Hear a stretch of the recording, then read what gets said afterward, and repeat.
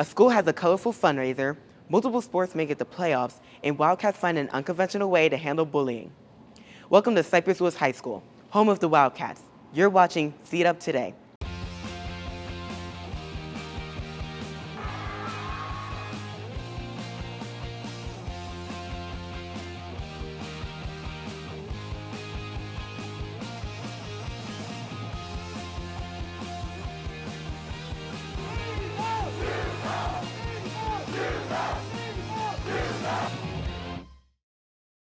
Long time no see, Wildcats. Welcome to October's episode of CDub Today.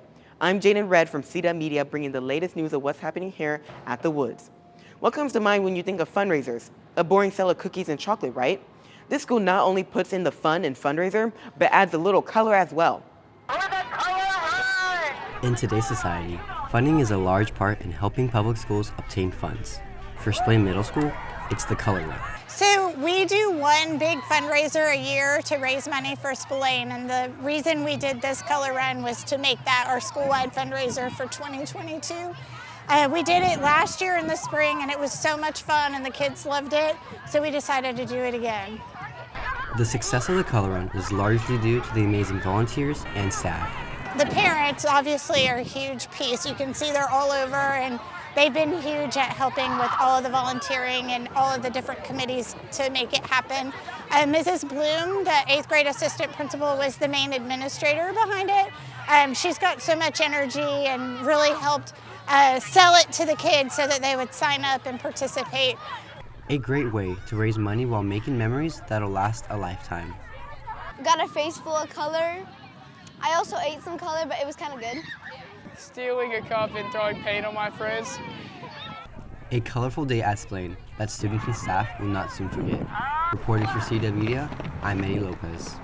For the 17th consecutive year, the girls cross-country team made it to the regional championship where they placed 12th overall. Travis Allen also participated and placed 34th out of 176 runners. A great effort by our Wildcats. Water polo has become a recognized UIL sport this year, and our athletes did an amazing job. Both teams made it to the third round of playoffs for their inaugural season. I was really proud with how they played, and we went pretty far into the playoffs this year, so I was really pleased. A highlight of my season was the Cy Fair game. It was our last district game before playoffs, and it was very heated. We went into double overtime, and it was just like goal after goal, and it was just getting like super crazy. And then last minute, I scored the last winning goals. Some great memories from this season that will last a lifetime. And now we turn it over to Nicole Howard for our feature segment, The Spirit of 212, where we take a look at how 212 shines throughout our community. Thanks, Jadyn. Did you know that October is National Bullying Prevention Month? According to the National Center for Educational Statistics, 1 out of every 5 students reports being bullied in school. It is our goal of our administration to make sure that students at Cypress Woods feel accepted. Here is one of our Wildcats who embraces their individuality. People might come after me for having an eccentric style, but it's that very thing that gives me an advantage in my creative life.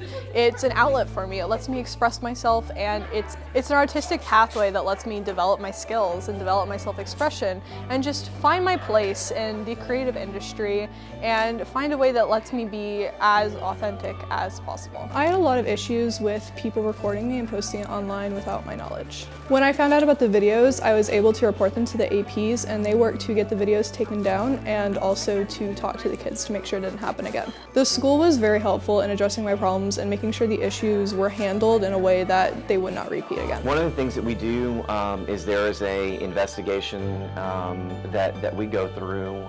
The district has created a flow chart to help us determine if it's bullying, if it's harassment, and if it's bullying, what type of bullying it is.